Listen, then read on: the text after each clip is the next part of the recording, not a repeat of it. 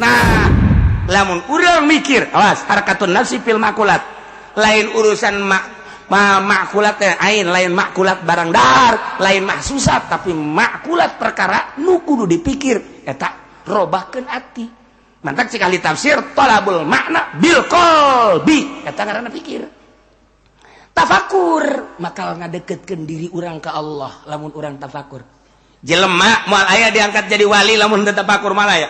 Wabeh hasil tafakur dimimitian heula ku riyadhah ngajar nafsu mujahadah merangan nafsu kadituna muhasabah zikir terus tafakur. Awalam yanzuru fi malakutis samawati wal ard wa ma khalaqallahu min syai' wa an asa an yakuna qad iqtaraba ajaluhum fabi ayyi haditsin ba'dahu yu'minun wallahu a'lamu bimaradiana talan oranana ningali aku parmaka fi malakuti samawati ing dalam karaton aya mulki samawati wallahi tegese kerajaan sakeh langit lan bumi wa fi ma khalaqallah lan ing dalam barang kang ngadamel sapa Allah fi syai'in dalam min syai'in saking siwiji-wiji bayanun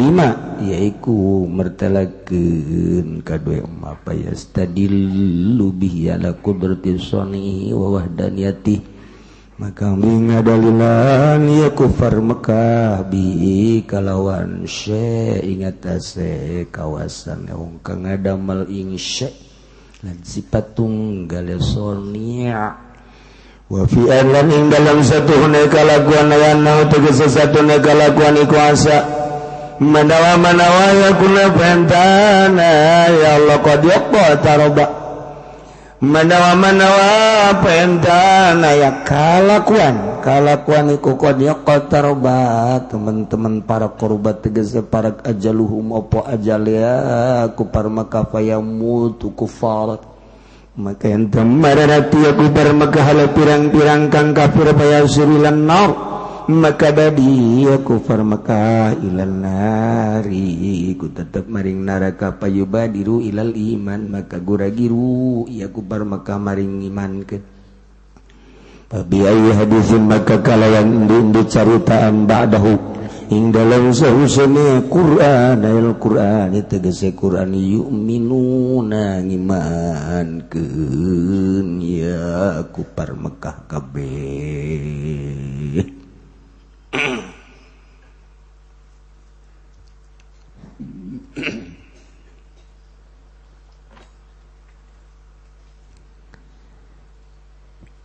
didiret ngalanjutkeun caritaan tentang kabangkawarahan kufar Mekah khususna umumna para kafirin anu henteu percaya kana karasulan Kangjeng Nabi Muhammad sallallahu alaihi wasallam teu percaya kana mukjizatna Al-Qur'anul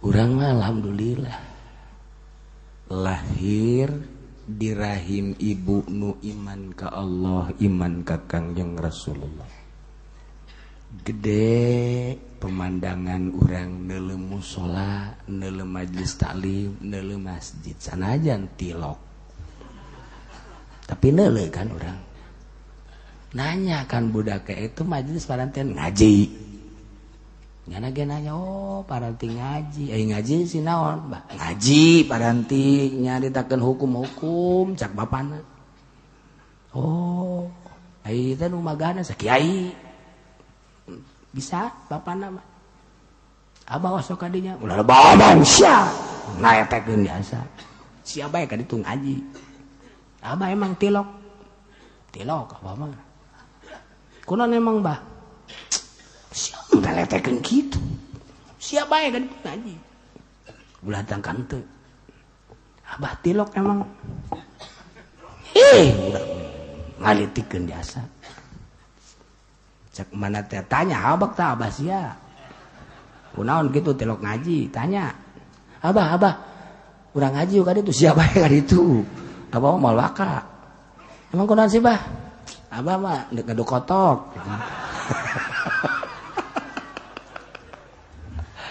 anak bagi jauh aduh jadi jauh anak teh tumbuh tek di lingkungan anu aya majelis talim di lingkungan aya mushola di lingkungan aya masjid alhamdulillah sanajan terutin Jumat mah osok sanajan tilok Jumat lebaran mah osok lebaran jadi nyana mah salat tahunan doang tahun sekali mah tuh nyana ge sarua osok oh malah mah heulaan jana ka masjidna sebab setahun sekali pan nyana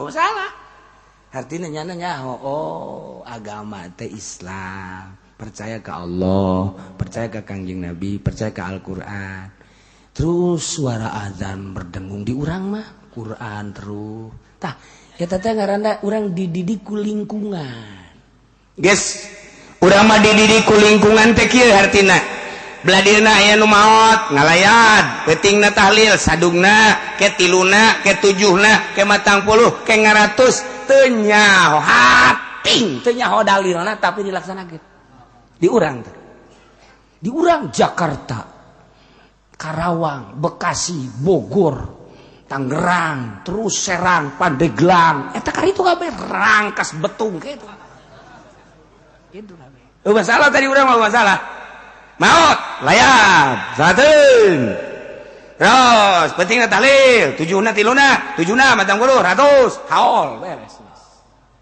geus ketika datang Wahabi ka urang ini jangan nggak ada dari Kangjeng Nabinya bidah tuh segala pakai sholawat begitu nggak ada dari sononya jangan terus jangan ada sadung-sadungnya apa itu sadungnya nggak ada dari sononya nggak ada tilunya nggak ada tujuhnya nggak ada matang puluh apa itu bidah itu nggak ada lu jangan macem-macem lo ngapain lo kesini lo ntar gua gampar lo jangan dulu ini masalahnya bukan masalah gampar masalah dalil gua kagak tahu dalilnya tapi dari nenek moyang gua udah begitu udah lo kalau mau soal dalil sama kiainya sono gua mah kan bukan masalah urusan dalil gua mah urusannya gampar lo udah ya udah mabur lo kalau nggak mabur awas lo tadi orang mah kos gitu tah mantap Muhammadiyah tuh wani kan orang tuh wani ngadu dalil tuh wani itu bidah itu nggak ada lo ngomong-ngomong bidah ya gue emang nggak tahu soal dalilnya tapi gue suka ngaji suka ngedengerin kalau dalilnya mah sono sama kiai aja dah kiainya juga kadang-kadang nggak tahu tuh dalilnya di urang mah geus kos kitu bae sabaraha kali Muhammadiyah datang ke negara Tangerang Persib teu kuatin urang aya Syiah hiji dua teu kudu ku kiaina teu kudu tah ku jelema nu kos kitu anu sok main gapleh lalagaan teh aya bae jelema tah anu ngabidah-bidah tiluna tujuhna di ditu teh cenah aya Muhammadiyah pugunya lagi tahlil tilok sebenarnya ngabidahkeun tahlil naonan nya cenah teh nya tadi di Siskamli teh ngarobrol goblok teh jelema segala ngabidahkeun tujuhna tilok eta mah Muhammadiyah teh mah kos kitu mah Wahabi goblok urang serang ieu padahal tilok nya ge lu ada kayak paedana gugul mah jelema nu kos kitu diantepkeun antep kejang perangnya nanti heula geus kula inget ka dongeng Ki Kosambi bae almarhum nyalateun ka maok balik nyalateun kempes ban panganin cara penggreget-gregetna kanu ngagitar buaraget teh biasa kanu ngagitarnya ban sampai keur haram kan nya mah kanu ngagitar teh buaraget teh biasa pas kempes bana di hareupeun kudu keur ngagitar ontreng Kempes ban manggadeng atuh kiai kabeh pan jero. Nu bisa ngaganti ban. Ejak nu ngagitar teh ada apa Baje? Ini kempes ban. Iya, ada kunci ada enggak? Enggak tahu. Bentar saya cariin. Kunci enggak ada, ntar saya cariin ya.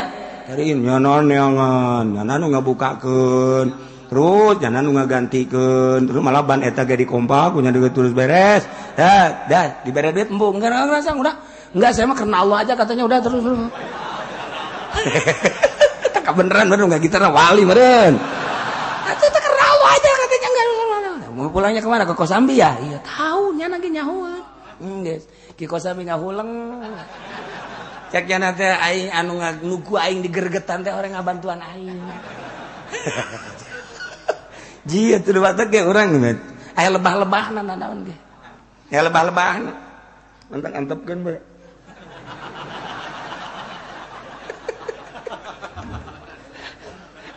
Eta mah terus ngabantuan, man urang mah ngagitar terus ngabantuan tilokon ka urang.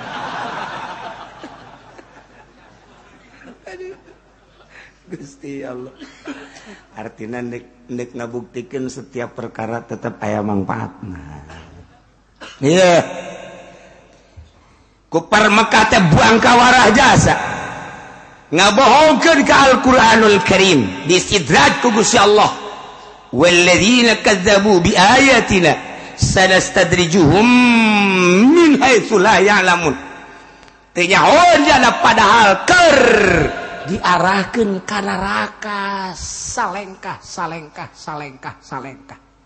nungtut masyaallah nyana teh nyahoan min haitsu la ya'lamun diengkekeun ku Gusti umli lahum inna kaidi mati kabangkawarahan kupar Mekah teu percayaeun ka Kangjeng Nabi diangkat jadi rasul, teu percayaeun kana Al-Qur'anul Karim sebagai mukjizat wahyu Allah. Geus sana teu percayaeun teh ngabohongkeun ka Al-Qur'anul Karim. Di mana ngabohongkeun ka Al-Qur'anul Karim atuh teu percaya ka Kangjeng Nabi berarti penghinaan teh bertubi-tubi ka Kangjeng Nabi, bahkan merangan ka Kangjeng Nabi. Merangan ka Kangjeng Nabi. Kangjeng Nabi ketika dibere wahyu ku Gusti Allah berat wahyu teh.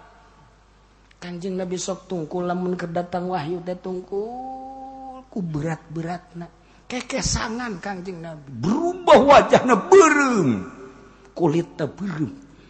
Kadieu bangun berat kesang teh lain kesang anu laletik. Kesang gede barabayan cek urang lembur. Boh kesang nyakcakan plak. Eta teh geus sejarah Sidina Bakar, Sidina Umar, Sidina Utsman dan lain-lain bahwa Kangjeng Nabi teh keur nampa wahyu. Kereda Kangjeng Nabi teh katingali wajahna teh berubah. Tah. Engke Kangjeng Nabi teh nyaritakeun wahyu anu kakarak dikirim ku malaikat Jibril ti Gusti Allah. Eta kan berubah. Perubahanana cahayaan wajahna ngomong Al-Qur'an makan baheula di Arab kos kitu. Tak ketika disampaikan ku Kangjeng Nabi wahyu anu kakarak diturunkeun ku malaikat Jibril eta ku para Mekah kumaha ngomongna, "Hei, Muhammad edan ngaco." Bahasana ge teu kaharti ku urang. Bahasana teu kaharti ku urang. Ngaku beceknya Rasul Allah, bahasana ge teu kaharti. Teu kaharti Quran mah tuh. Teu kaharti kumaha coba? Alif lam mim. Naon artina teu kaharti. Dzalikal kitabu la raiba fihi hudal lil muttaqin. Ya teu kaharti. Alladzina yu'minuna bil ghaibi wa yuqimunas salata wa mimma razaqnahum yunfiqun. Teu kaharti kan? Teu kaharti berat wahyu. Sok geura. Maca naon urang nu kaharti jeung nu kaharti. Al-waqi'ah tabarakal-ladzi bi yadihil mulku wa huwa 'ala kulli syai'in qadir. Teu kaharti ja. Alladzi khalaqal mauta wal hayata liyabluwakum ayyukum ahsanu amala wa huwal 'azizul ghafur. Teu kaharti. Teu kaharti atuh. Ya siapa teu ngaji. Teu kaharti ya bahasa Gusti Allah. kalamullah teu kaharti sok geura mana nu kaharti sok udah misalnya wasyamsi waduhaha wal qamari idza talaha wan nahari idza jallaha wal laili idza yaghshaha was samai wama banaha wal ardi wama tahaha wal nafsi wama sawaha falhamaha fujuraha wa taqwaha. Kaharti di mana jante? Kaharti teh ku sang barang geus dibaca tafsirna kakara kaharti. Ketika kakara datang ayat eta deug kumaha kaharti nah ieu coba. Eta mah luhur teuing lah, ieu bae teh nu handap. A'udzu billahi minasy syaithanir rajim. Bismillahirrahmanirrahim. Qul a'udzu birabbin nas, malikin nas, ilahin nas, min syarril waswasil khannas. Amang kaharti jan teu. Mun dibaca sia kaharti henteu. Kok sudah dibaca paranti ngariung tama. Mah paranti ngariung. Teu kaharti ku urang. Atuh kalamullah teu kaharti kumaha. Nah, mantap ketika Kangjeng Nabi diturunan ayat bacakeun langsung sahabat mana apa sebab iman ketika kadenge ku para kafirin Muhammad edan. Ada edan bahasa lagi teu kaharti. Dianggap edan kahiji. Nomor kedua, ketika Kangjeng Nabi hirup di Mekah, saat orang Mekah padungsek-dungsek neangan dunia. Oh, pokoknya mah ujianana keluar ti isuk-isuk jedor, balik sore-sore jeder. Nu di teanganana teh sesuap nasi. Nu di teanganana teh hanya seteguk air. Nu di teanganana teh jang pakaian, nu di teanganana teh jang imah, nu di teanganana teh jang kendaraan, teanganana teh jang wanita, jang hiburan. Seluruh manusia di Mekah saat eta neanganana pitayeun kabeh. Dunia. Tapi jol Kangjeng Nabi Masya Allah mu'ridun 'anid dunyawiyah wa muqbilun lil ukhrawiyah wa mustagilun lil ibadati rabbani. Kangjeng Nabi saat batur neangan dunia, resep dunia, Kangjeng Nabi kekepret tina dunia. Teu resep teh sama sakali. Nilai dunia teh Kangjeng Nabi leuwih hina tibatan bangke. Dibandingkan jeung tai kotok masih mulang tai kotok nisbat ti Kangjeng Nabi. Teu hayangin Kangjeng Nabi kana dunia. Sirina ketika Kangjeng Nabi dibere ku sahabat teu pernah datang ka imah di jalan geus dibagikeun. Akur henteu jeung urang. Tuh. Kan? Ulang ngajawab sia. Aya ku ari jelemana ge. Ieu Kangjeng Nabi. Hiji. Nomor kedua, saat batur resep karena dunia neangan dunia nu diobrolkeun dunia nu digundam-gundam dunia Kangjeng Nabi kekepret tina dunia. Saat batur teu nyahueun ka akhirat sakilang nu nyahueun ge geus bopohokeun ka akhirat Kangjeng Nabi menghadap ke akhirat. Saat batur teu puguh gawe teu puguh kegiatan sakadar ngangon onta ngangon sapi ngangon embe sakadar ruang riung obrol judi mabok sakadar ruang riung manehanana teh neangan tempat hiburan zinah dan lain sebagainya. Nah Kangjeng Nabi mambuk bilun lil ukhrawiyah menghadap ke Allah ke akhirat mustagilun ibadah Kangjeng hiji teu kabitaeun dunia kekepret ngabalieur tina dunia. Nomor kedua hate nyongsrong ke akhirat. Nomor ketilu ibadah ka Gusti Allah. Eta teh kapan berbeda jeung halayak rame di Mekah saat urang Mekah duniawi resep kana dunia saat urang Mekah teh poho ka akhirat saat urang Mekah teh teu nyahoeun ka pangeran cara ibadahna ka patung. Kangjeng Nabi ka Allah kan sangat berbeda. Sekian juta manusia anu kos kitu col Kangjeng Nabi nu berbeda dianggap edan Muhammad mah. Manya hirup di dunia tersepen dunia. Ku ari galoba nu ngomong gitu. Ya orang hirup di dunia mah tetep bae kudu neangan dunia je kan. Atuh kumaha dahar, kumaha pamajikan, kumaha anak. Berarti urang kayakinanna kana dunia jauh ka jadi wali. Deureus nu lain kiai mah kiai ge ngomong gitu. Ya atuh tetep bae. urang mah tuan kos kieu. Eta kiai neraka kos kitu eta.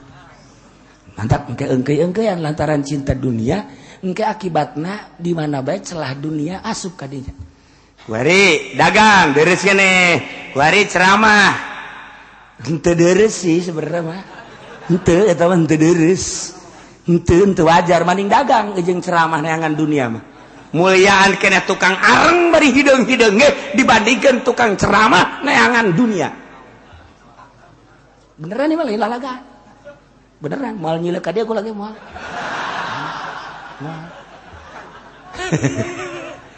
Ih, atuh ayat tulis ke pake dagangan dunia maningan jualan areng hideung-hideung ge cemong-cemong ge.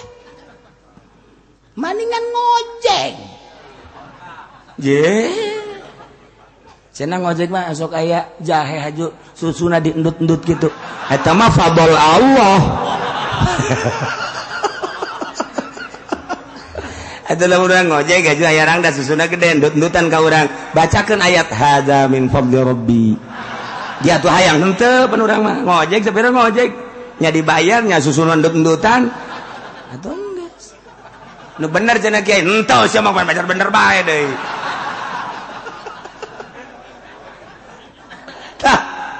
Kangjeng Nabi teh dianggap edan. Hiji, ketika Kangjeng Nabi turun ayat, berubah wajahna, ngomong ngaco, ngomong kalamullah Muhammad edan. Nomor kedua, ketika manusia-manusia halayak ramai di Mekah teh cinta dunia, nu dikejar dunia barang jeung penting teh nu diobrolkeun teh dunia. Kangjeng Nabi muridun anid dunia. Saat batur can nyahoan ke akhirat, Kangjeng Nabi mah menghadap ke akhirat. Saat batur saralah ibadah nyembah teh ka patung. Lata Uzza Manat tak Kangjeng Nabi ka Allah diedankeun ku urang Mekah. Teu. Da Kangjeng Nabi teh ketika diturunan ayat dibejakeun ka kaum-kaum Mekah khususna. Urang Mekah ngabohongkeun nu mantak ayatna walladzina kadzdzabu bi ayatina sanastadrijuhum min haitsu la ya'lamun. Mentakadirna urang Mekah teh awalam yatafakkaru, apakah teu malikir sih urang-urang Mekah, kufar Mekah teh sarua jeung mikir atuh. Engke lamun mikir faya lamun nyaho nyana nyaho naon ieu ma bisahibihim min jinnah, nyaho nyana bahwa teu aya bisohibihim tetep kasohib ahli Mekah kufar Mekah yana Kangjeng Nabi min jimlatin edang. Lamun nyana mikiran sajernih-jernihna nyana bakal nyaho ma bisohibihim min jillah, nyahon bahwa Kangjeng Nabi teu edan saeutik-eutik acan, tidak berbagai warna edan teu katerapan ku edan saeutik-eutik acan. Ieu masalah setik Muhammad edan, salah setik Muhammad edan. Kadeuleu beda beungeut Muhammad edan, kadeuleu ngomong Al-Qur'an Muhammad edan, kadeuleu Kangjeng Nabi teh keur sujud ka Allah Muhammad edan, di edan-edan. Lamun nyana berpikir bakal nyaho ma bisahibihim min jinnah bahwa Kangjeng Nabi teu edan. Jadi edan-edan Kangjeng Nabi teh. Urang mah kuari kakarak ge nyieun pondok di lembur magahan ngaji, kakarak ge ditolol-tolol, atuh ulah ka marah. Tolol tau kiai ngajina jadi takun haram segala ieu itu. Ayo bae. Kangjeng Nabi mah diedan-edan. Engke ge urang ge kaos kitu teh kiai edan teh kaos kitu mah. Tuh aja emang aing mah edan ieu. Gitu bae geus. Ayo. Bisa ditampilin kakarak diomong urang disrugrug. Mental urang berarti lain mental pejuang.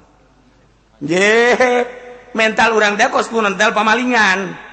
Kumaha maling seret bae maling sendal tendeun di ditu balik deui ka dinya dan maling emang keur mana pu sendal leungit sakit.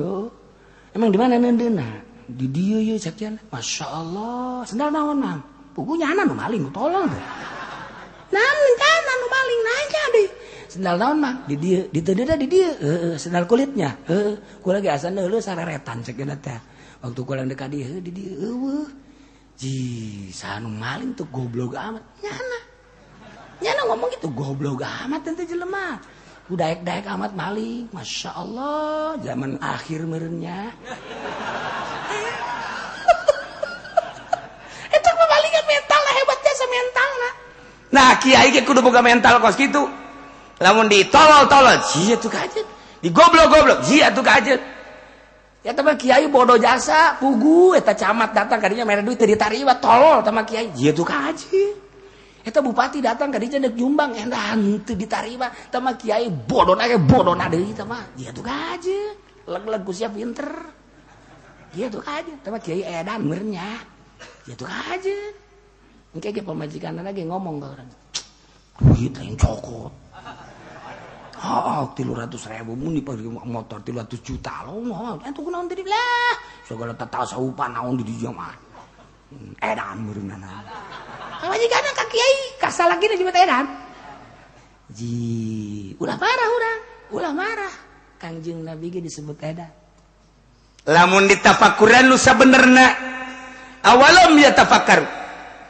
inkarieu apakah memang henteu talapakur ku Mekah teh teu mikir teh maksudna naon mikir teh tolabul makna bil qalbi neangan harti di jero hate ngaranna eta fikir nu mantep cek ahli mantek mah pikir teh ya urang lamun ngaji sulam alhamdulillahilladzi qad akhrajana ta'ijal fikri li arbabil hijah fikri teh harakatun nafsi fil makulat hartina ngarobahkeun ati dina perkara nu sok dipikir anu diangan-angan eta ngaranna pikir kieu ke aya teh sih nyanyiin gelas kumaha mikir ngaranna tina naon ieu naon ngaranna asalna bahanna kumaha nyeuna eta pikir ngaranna makulat ai papais mah teu bisa dipikir aya poe papais hei pikiran coba ku sia jerona naon datang ka tol tau jelema mikiran jerona naon atuh moal kapikir sebab teu lain makulat tah mah susah barang kadeuleu barang karasa lamun aja lemah nu nanyakeun ka urang coba ku sia pikiran ayo kumaha eta jerona cak sia cau apa unti ayo apa nanas ayo coba maning ulah di pikiran edan bisa sia maningan cokot bae tah papaisa buka leg-leg ku sia tah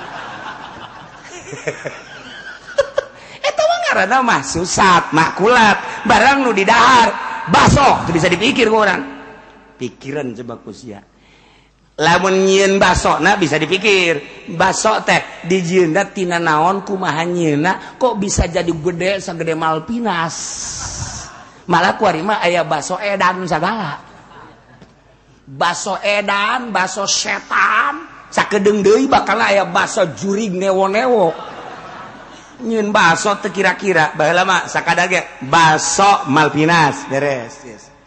Geus sakitu tah geus beres tah Malpinas mah geus sakitu doang beureunan tah mah genderung ka ditu keur gondrong ka ditu cenderung ka Malpinas geus beres nah kabelah dieuna deui baso edan di Garut baso edan Tasikmalaya baso edan cik urang ieu teh maksudna baso edan teh nu ngadaharna apa nu nyieunna sih edan ieu kita ke harga yang maya geus bol bawa baso edan artina meureunnanan ka edan-edanan maksudna mah mun ngadahar baso eta ka edan-edanan geus meunang sataun deui liwat deui ka Garut baso setan jeuh ngagedean budak kamari mah kakara ke edan gua ge setan itu ku bayeut sadaek-daek bae sadaek-daek bae baheula mah emak teh ngomong sia engke lamun di sawah geus lain tangkal pare tapi tangkal listrik eta geus tareh kiamat jelema jualanna jualan imah eta geus tareh kiamat lamun tahu geus buleud kuari tahu bulat digoreng dadakan mana asar tinggal santri bae culak cilik bae ka dieu santri bapan tolol di dalam mana sih itu tahu bulat jadi buku keur walad dolin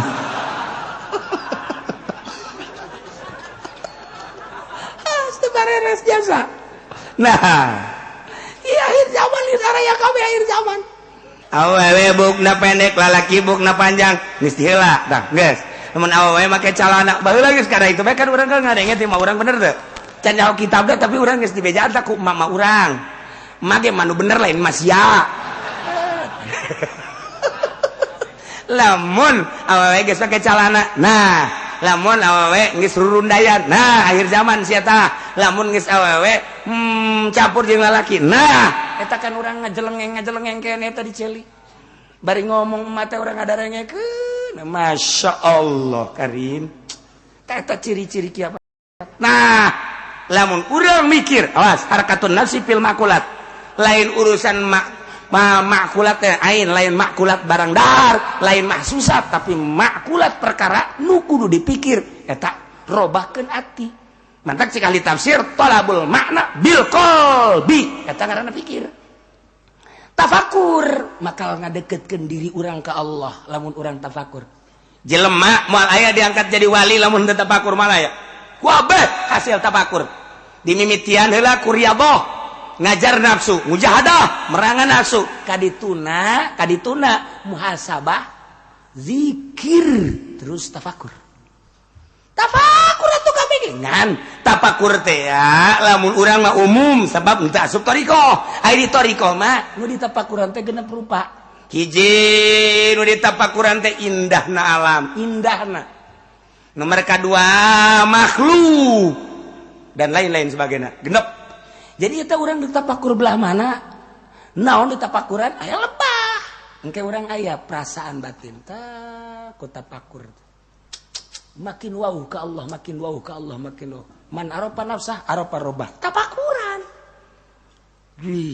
aya nu mawa masalah eta geus maot jelemana kiai kula mah teu kaharti cenah naon man arafa nafsah arafa robah jelema nu nyaho ka awak urang berarti nyaho ka pangeran cenah urang nyaho ka urang berarti urang nyaho ka pangeran berarti pangeran urangnya wah ieu budak kudu diservis si budak diservis usia udah sok maca-maca kos kitu ngaji bae lah ngaji maca kulit bukunya ngaji bae ngaji ulah sok macaan gitu mungkin sia sasar kajian ku kumaha ge mawat kan bari geus jelemana pernah aya nu nanya kos kitu ngaji bae gege kaharti gege kaharti pugu ngaji sifat 20 ge henteu baheula makan ngaji sifat 20 babul minan awewe teh tah eta kan ngeunaheun baheula mah terus kabelah dieuna atuh urang mah ngaji eta tijan dan lain sebagainya kabelah dituna karak ngaji jero. Nah, iya tafakur gerage bakal muter dina qalbu talabul makna nu asli bil qalbi bakal nyaho asli na pangeran awalam yatafakkaru ana tahta tafakur teu mikir eta kupar-kupar Mekah sarua jeung mikir atuh nu bener ge lamun mikir bakal nyaho geus nyaho ya lamu nyaho ma bisohibihim min jinnah bahwa Kangjeng Nabi teh edan lamun di deuleu zahirna doang moal kaharti Kangjeng Nabi teh pasti enggak edan-edan tapi lamun ditapakuran bakal kaharti teu edan orang Kangjeng Nabi teh asli kuari Amerika kadenge gagah jasa Amerika teh ieu teh polisi dunia Amerika teh geus bener-bener jenderal dunia tapi teh nyahoan ka pangeran bodoh cak agama mah bodoh teh cak agama mentak lamun di Jakarta kuari Ahok menang ieu termasuk orang Indonesia berodo kabeh terutama warga Jakarta masa dipimpin kudu teh nyahoan ka pangeran tapi kuari serba salah mana serba salah geus diplot ku nagara cek ali politik bang geus moal bakal eleh lamun lain aya kuda lumping asup mah ye atuh geus teh partai na ge PDI kadinya Golkar kadinya Nasdem kadinya kabeh eta teh geus berarti geus diplot dat siapapun yang akan naik menjadi lawan tidak akan menang lamun ain aya kuda lumping mah kan beda nya mah ngadaharan kaca geus berarti nya mah lamun gelut ge jeung Ahok lain gelut tinju ceulina digegel beres karak eleh Ahok ikan berarti blon kuari kiai anu asup ka Golkarna ngadukung Ahok gera modar sia kiai menang bagian sia presentase Je 99,9% menang sih ya. Kiai nggak dukung PDI. Kiai bae mah dunia kiai bae. Ai sia onang geus tanggung ka neraka ieu mah kiai bae bang. Je dikait-kaitkeun politik apa gitu mantang aing mah tabu. Sayang. Mung. Bare duit henteu. Kiai asup ke PDI, kuari ngadukungna kafir sekali. Kamari mah muslim pasek-pasek ge aya imanan. Aya imanan kamari mah kuari ngadukung. Nah, sadar henteu sih teh kiai. Kiai baheulanan. Nu aya di Golkar. Sadar henteu kiai nu aya di Nasdem. Sadar henteu kiai nu di PDI. Itu sadar atuh. Dukungan partai aing aya di dinya. Kuduna nyana menyatakan demi Allah saya keluar dari Golkar karena Golkar sudah menyalahi aturan beliau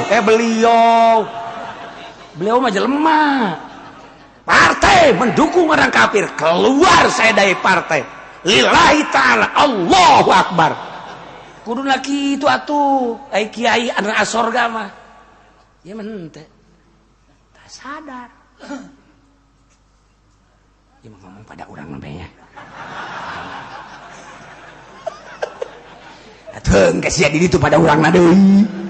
Ke di ditu pada urang deui. Sudah teh nu ngadeng eta mah kos nu nyandung. Ulah gandeng.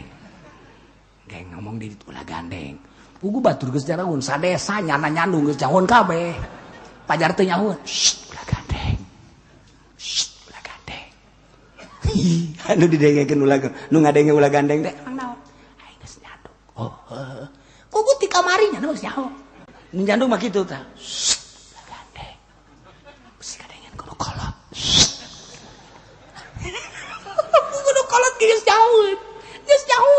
Nu kolot geus mau bensin geus kieu bae. Iraha ka haji balik, iraha ka haji ieu bensin ieu dikahulukeun ieu. Deuk dikahulukeun eta nu kolot dolol. Kasupan kuntilanak meureun. Nah, ieu urang lamun nyaritakeun deuk salamet ka akhirat kan ngaji ngaranna. Deuk salamet ka akhirat sing lamun memang Golkar mendukung kafir, tarik mundur. Aing mesti kababawa. Ya Allah, lamun manusia nyaksian alhamdulillah.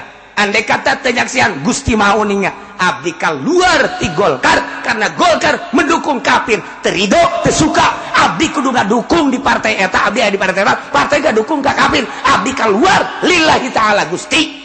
Kecuali dibere gede lain. Cak Gusti tolol, siapa tolol. Itu si kiai kos gitu bae tah kiai. Ulah, salametkeun diri urang. Cacat diri urang. Ji sugan aing ngabangun teh beneran. Datang deui kan juri ka dinya. Ieu kan urusanna lain agama. Ieu mah urusanna negara. Negara mah negara, nu penting bisa kawe adil. Eta urang pilih Ahok kan kadeuleu adilna. Nyana boro-boro adil jang nagara pugu jang dirina ge teu nyahoun ka pangeran goblok. Jelema pang bodoh-bodohna jelema nu teu nyahoun ka pangeran. Di mana dalilna? Awalam yatafakkaru ma bisahibihim min jinnah. Apakah teu malikir eta urang Mekah teh kafir-kafir Mekah? Mikir atuh lamun nyana mikir bakal nyaho. Hasil pikiran bakal timbul ilmu ma'rifatullah nyaho ma bisahibihim min jinnah nyahoun bahwa Kangjeng Nabi teh teu edan. Je eta Ahok teh teu nyahoun Kangjeng Nabi teh ya, Kangjeng Nabi Rasul teh nyahoun. Lantaran teu mikir. Teu mikir tak kafir khusus teh nyana. Lantaran nyana anu keur deuk naik. Ye, harita nu teu nyahoun bahwa pangeran Kanjeng Nabi teh Rasul lamun nyana mikir bakal nyaho. Itu mah urusan akidah lain lagi. Justru urusan akidah anu bakal nerus ka akhirat. Engke ge katerusanana bakal caritakeun katerusanana. Ieu bakal karak awalamnya tafakaru jelema teu mikir kos kitu. Yahudi kuari aya Yahudi geledegan asli orang Israel kemudian pindahnya ke Amerika kuari nya asup Islam geger di Israel geger Israel tokoh Yahudi asup Islam ditaranya ieu kunaon ieu nu matak asup Islam hasil pikiran saya cekan setelah saya memikir yang jernih saya baca kitab Taurat saya baca kitab Injil dan saya baca kitab Al-Quran dan saya berpikir sejernih-jernihnya ternyata Muhammad itu Rasul betulan asup Islam kuari geger di Israel Masya Allah lamun berpikir atau kos gitu mual Lady Di asup Islam mual Kate Stephen asup Islam mual penyanyi nusok dijinggerakan teh sakara ngaranna atuh sia ku nyaho bae heran aing mah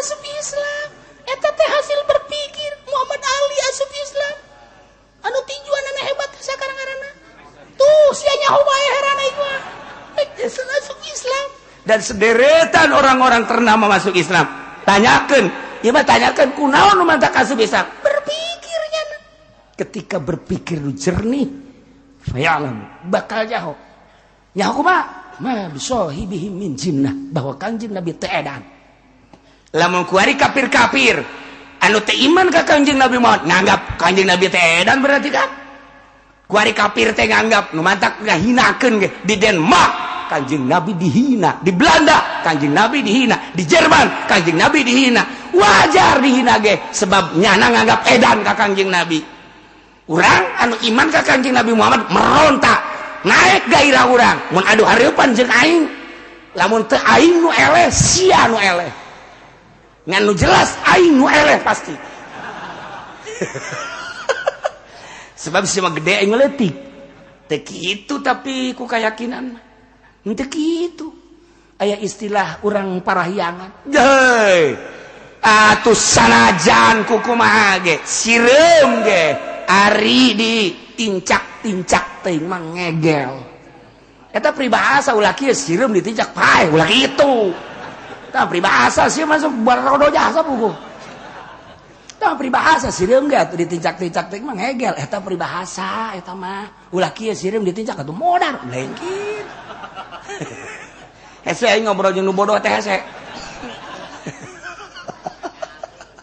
tuh urang ge sanajan kumaha ge lamun aya nu ngahina ka kanjing Nabi mulai beungeut asana ceuli teh aju panas bae boro-boro ngahina kanjing Nabi nu sabenerna boro-boro matak lamun aya Habib turunan kanjing Nabi teh akur jeung kanjing Nabi rada marah kula mah kula Quran banahan greget aing cinta jasa ka kanjing Nabi aing lain Habib aing mah tapi incu kanjeng Nabi na henteu kos kanjeng Nabi mabok teh ya zinah teh ya panas ceuli panas eta mah kan naluri dengan sendirina nu nitahan urang panas jeung greget cak nyana teh saya ini keturunan Rasul enggak boleh kamu begitu kan dari kanjeng Rasul tapi orang teu bisa ngajawab lain eta nu dimasalahkeun ku aing masalahna aing teh ya ieu kanjeng Nabi aing dihina ku incuna panas ceuli set panas dengan sendirinya panas mantap kadang-kadang anu marah ka kula Habib marahan aing ku sia asal ku aki sia aing teu dimarahan titik aing mah beres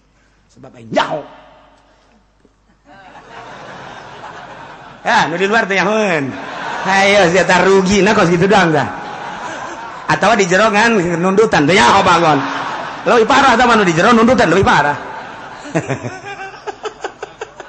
nah urang ulah-ulah ka kanjeng Rasul anu ku urang disol maca sholawat terus bae mani daek urang peuting mentang mata maca sholawat ku iman jeung ku cinta guru urang bae nu ku urang diidolakeun dihina aju bae tarolah ka guru mah heulana luhur ting bebene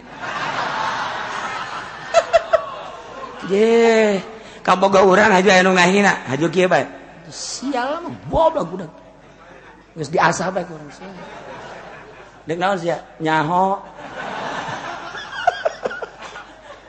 asal aya nu dipake ka cinta dihina urang marah mantap ketika orang Denmark ngahina kanjeng Nabi Masya Allah ceuli asana paranas haji pengen digar tadi panas bener kadeuleu ku kula mudah teu bisa bohong kula mah bener jo barang kadenge Denmark ngahina ka kanjeng Nabi teh kula kan panas ceuli nya nama panas sungut beliwet beak liwat beaknya na kasurupan aing panas jasa cek kena ieu panas sih haju ka beuteung anak murid gagal ya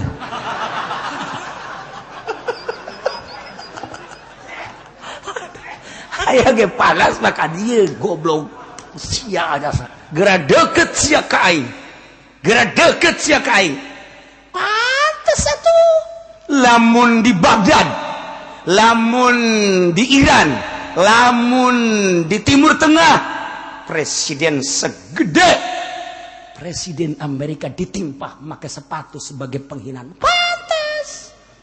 Ja urang ge, lamun di hareupeun urang ngahina Kangjeng Nabi. Goblok sia. Teu nyaho-nyahona nyaho urang we eleh. Geus ngagoblogan mah tolol sia. Pasti urang ge ka Kangjeng Nabi emang kumaha ieu. Je guru urang dihina sia, tolol. Kaboga urang komo teh mah kaboga mah. Hayu Jawa taruhannya beuh budak. Ngebelaan itil nyawa. Ya Allah. Atuh maksudna kieu, sakila ngabelaan nu kitu ge nyawa daek coplok atuh komo agama. Ye. Eta mah aing, sia mah tibalik. Aya agama diantep asal eta. Tetap tergantung gairah nak, tergantung gairah. Urang ngadenge dihina Kangjeng, Masya Allah. Ngadenge pujian-pujian Kangjeng Nabi indah. Mantap urang mah ngadenge ya Nabi salam teh indah bae sanajan Muhammadiyah ngabidah-bidah. Indah. Naon sebabna? Sebabna rasa kita Nabi urang. Masya Allah indah amat. Ya Nabi salam alaika, ya Rasul salam alaika, ya Habib salam alinginaheun. Asana Masya Allah, Masya Allah, Masya Allah. Mun ditanya sia kunaon eta nginaheun jasa sok menang berkat ceuna teh. Goblok sia mah. Sia artina nya henteu aing mah. Atuh kosi eta bae kitu. Percis. Atuh mah beda-beda geus kumaha ngahartikeun hate masing-masing. Mah nah urang teh kos kitu gairah urang Masya Allah karim ya lamun di Sukabumi aya nu ngahina Tuan Si Abdul Qadir emang pula teu panas kiai mangani kiai ngahina ka Tuan Si Abdul Qadir ketika kula ziarah ka Anizom ka Ki Muhtar ngomong bisa hadir hayu tanggal sekian di mana di Masjid Agung Sukabumi. Masalahna ndek klarifikasi tentang penghinaan terhadap Tuan Si Abdul Qadir Kiai Anu sok hadir cenah ka kula teh nita hadir si kula teh aing mah hadir ge jatuh bisa dalil lah ngadoakeun bae panas aya di Sukabumi nu ngahinakeun ka Tuan Si Abdul Qadir panggil bang panggil wah tuh rame eleh eta kiai teh di kitu-kitu pan huluna eta kiai ku Ki Muhtar teh sia mah Jekula tadi Ki Muhtar kunon kikituan. Aturan manggis bae dalil bae. Artinya tecek agama ge teu meunang berarti nafsu. Teu masalah geus tah keur carita menang mah menang nyana. Ngan teu kudu dikitu-kitu. Geus kaluar di aturan teh ge dalil mah dalil bae. Ngadu dalil munazarah. Ai kieu mah pan lain munazarah ngadu ieu. Eta tah kos kitu teh urang teh kadang munazarah jadi mujadalah. Mendak bahsul masail teh terpimpin di NU bagus. Lamun nu mimpinna hebat, tapi lamun teu terus sarua bae ribut bae. Nah, ieu mah carita Muhammadiyah gregeteun jasa. Kamaulidan, gregeteun ka rajaban, gregeteun ka marhaba. Jatuh ka hajeun nya namanya aja aing meresep. Ketika urang ngadenge Tala'al badru alaina min saniyatil wada' wajaba syukru alaina mada'alillahi da. Eta asana asa Kangjeng Nabi datang ke Madinah teh Masya Allah dibayangkeun Tala'al badru datanglah badru Kangjeng Nabi nulir teh bulan purnama alaina ka urang sadaya ahli Madinah min saniyatil wada ti jalan saniyatil wada. Masya Allah dibayangkeun ku urang ya Allah lamun tola'al teh nanya ka Haji Penik Haji eta tola'al heung ngeunaheun maksudna ngeunaheun ka harti teh asa nur asa jamil cekeun teh jadi nya mah kos kitu bae teu jahon ka hartina teu nyaon ka hartina nya mah jahonna ngana treng Muhammadiyah ngabidah-bidah kajen. Nu penting pujian ka Kangjeng Nabi. Terasa seger ibarat dahaga lamun ngadenge eta. Masya Allah. So gerak-gerak.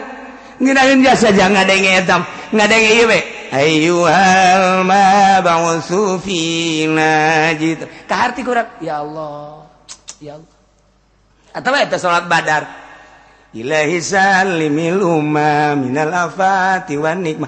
Ngeunaheun ka hate, aduh masyaallah sebab urang percaya urang.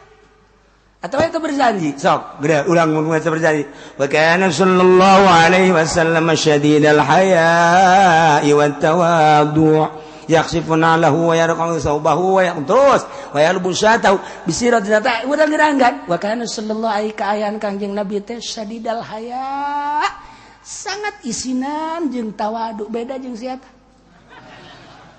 mah isin tawadu datang ke imah dahar datang ke imah ngeberkat datang ke mana-mana menta Kanjeng Nabi mah pan kos panganten kos awewe isinan nya teh urang kahartikan masa nu kos kitu dibidahkeun ku Muhammadiyah kajen nyana-nyana urang-urang asana sebeuh ngadenge kos kitu teh sebab naon cinta ari surat tika bogo surat cinta bo mane diciu bang ari maca kos kitu dibidah-bidah kumaha sih dari ulimla bismillahillaliyah mustadirran faydul barakati ala mana huwa ulakan ngeunaheun kana teh ya Allah urang mah ngeunaheun sebeuh ieu teh pujian ka Kangjeng Nabi ya Allah ya toh cek mama dia bid'ah tapi mah baca surat di terik matahari saat orang lain merasa panas tetapi ketika aku bersanding denganmu aku tatap wajahmu hatiku terasa sejuk Masya Allah kasihku mama dia goblok anu kos kitu enggak surang mah terus bae urang sholawat biasa ya Nabi salam biasa geus dibidah-bidah ulah dilawan ulah aing mah geus pujian Kangjeng Nabi aing teh mah geus senang jasa ya teh bae geus kos kitu urang Masya Allah ieu naon ya hasil tafakur wauh ka Kangjeng Nabi setelah wauh ka Kangjeng Nabi wauh ka Allah awalam yatafakkaru ma bisahibihim min jinn ya Kangjeng Nabi Muhammad teh lain edan teu edan saeutik-eutik acan bejakeun Muhammad ka kafir maka khususna ka seluruh kafir di antara dunia ini huwa illa nadhirum mubin teu aya kecuali Kangjeng Nabi mah hanya seorang nazir tukang nyingsieun anu nyata mere petunjuk kade mata Kangjeng Nabi lamun peuting naik ka sopa naik Kangjeng Nabi di Mekah teh ka bukit sopa nunggeus ka Mekah mah kabayang sopa marwah mantak di Garut mah aya boga anak awewe ngaranan sopa boga anak kadua marwah jadi adik kakak ngaranna sopa marwah pas kebenaran lahir nu katilu lalaki Mina lahir deui nu kaopat awewe arpah beneran mah lain lalagaan mah di keresek di pesantren Garut nu mantak budak santri mah pake lalagaan budak horeng deuk ka sopa ka marwah mah teu kudu ka ditu tadi mah eta ge aya bisa ada budak doh cendak mamang nyok budak nyok kiai si ulah sok aju ka ditu ulah terus-terusan eta kos kitu we budak pokokna mah sia endek ka sopa ka marwah mah teu kudu ka Mekah tadi mah eta aya mana isuk-isuk tuh sopa tuh marwah toapan ku sia los eta ku cinta-cintana meureun ku cinta-cintana ka sopa ka marwah ka Mina ka Muzdalifah aya kabeh ka Arfah aya kabeh anakna teh pake eta ngaranna eta sopa marwah kemudian Mina kemudian Muzdalifah kemudian Arfah geus beres moga anaknya teh lamun lahir deui naon meureun nya Bir Ali meureun ya Allah ya Rabbi nah bejakeun Muhammad in huwa illa nadhirum mubin. Muhammad teh anjeun teh illa nadhirum mubin. Kangjeng Nabi lamun penting naik ka Bukit Sofa, tidinya Kangjeng Nabi mengadakan tangan, ya Bani Fulan, ya Bani Fulan, ya Bani Fulan. Kan di Mekah maka Bani teh turunan Quraisy, turunan nu. Hati-hati di hareup bakal aya siksa. Urang maot mun urang teu iman ka Allah, teu iman ka kula, teu iman ka Al-Qur'anul Karim, silaka di akhirat bakalna ka neraka. Cak Kangjeng Nabi eta tengah peuting datang ka subuh Kangjeng Nabi. Ya Bani Quraisy, ya Bani Nadir, ya Bani dicaritakeun gua. Hati. Ditarongtonkan ku kapar-kapar Quraisy. Ditongton Muhammad keur naon sih gegeruan kitu. Ditarongton, ya Bani anu. Nyanakan lumayan puluhan. Engke geset datang ka jam 3:30 jam 4 Kangjeng Nabi turun ka masjid. Nah, kupar-kupar Quraisy ngaromong. Edan Muhammad. Kunaon ngagero-gero kos kitunya. Atunya namanya bae ulah ka urang-urang. Cilaka caknya cilaka bakal ka neraka. Tah, mantap ieu. Ieu ayatna ieu. Bejakeun Muhammad. Anjeun teh teu edan. Saeutik ge teu edan. Make saeutik ge di mana? Min tidak lapat jinnah. Junna min jinnah edan ngaranna. Henteu aya minan berarti boro-boro edan. Gede edan leutik ente sama sakali. Mun dibongkar make bahasa bilaga panjang ngan pihartina kitu bae tah. Urang nu maca terjemahan mah bisa kitu. Tapi hiji-hijina bahasa min jinnah, min ieu adalah min zaidah, tapi asup kana isi kana jinnah. Jinnah teh eta teh masdar tina junna, maknana edan. Nah, eta teh maedakeun kana henteu sama sakali saeutik ya. Henteu. Tu min jinnah. Naon atuh Kanjeng Nabi teh? In huwa illa nadhirum mubin. Oh deui Kanjeng Nabi Muhammad tamah kecuali hanya nadhirum mubin. Tukang nyingseunaan ngaawas-awas anu jelas di akhirat bakal aya neraka jahanam sing hade ulah datang ka kafir. Ulah datang tekang teu ngimankeun ka Allah, ulah datang ka teu ngimankeun ka Kangjeng Rasulullah, ulah datang ka teu ngimankeun ka Al-Qur'anul Karim. Urang mah kuari geus diomong kos kitu teh geus tinggal bersyukur we. Alhamdulillahirabbil alamin. Pikir tah kakarak hiji, awalam yatafakkaru. Ngahaja supaya urang lebih cinta ka Kangjeng Nabi urang, Kangjeng Nabi Muhammad sallallahu alaihi wasallam. Mudah-mudahan orang diberi cinta ka Allah, cinta ka Kangjeng Nabi Muhammad, cinta ka Al-Qur'anul Karim. Tinggal awalam yanzuru wallahu a'lam.